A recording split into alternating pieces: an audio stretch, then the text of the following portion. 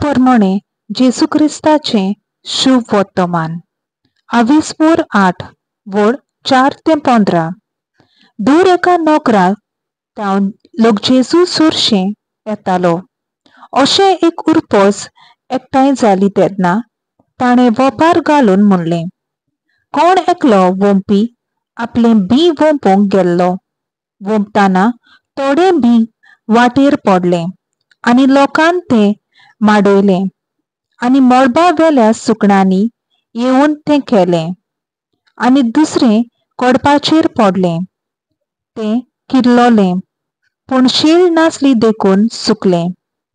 हेर कांट्या मोदें पडलें आनी कांटे बराबर वाडले आनी ताणें तें दामून दवरलें।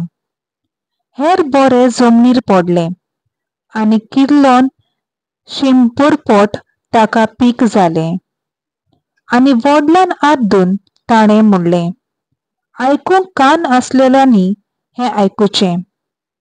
ताच्या शिसांनी हे वेपारीचो अर्थ ताचे कडेन विचारलो आनी ताणें म्हणलें, देवाच्या राजाचे गूट वळखूंक तुमकां दिल्लें आसा, पूण हेरांक तें वेपारीनच सांगपाचें, कित्याक तीं दोळ्यांनी पळयतात पूण तांकां दिसना, कानांनी आयकतात पूण तांकां समजना।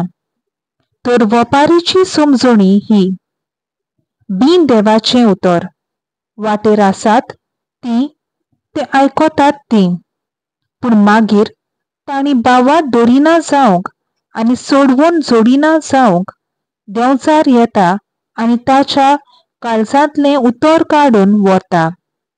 कडपाचेर आसात तीं उतर आयकून तें कुशालकायेन मानून घेतात तीं, पूण तांकां पाळनात देखून तीं थोडोच वेळ बावात दवरतात आनी परिक्षेचो वगत पावतच तीं फाटीं सरतात।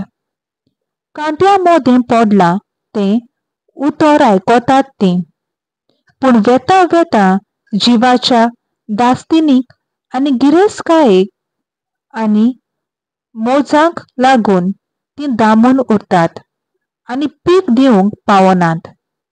बरे जमनीर पडलां तें बऱ्या आनी उदार काळजान उतर आयकून तें सांबाळटात आनी आपले तिरायेक लागून पीक दितात तीं।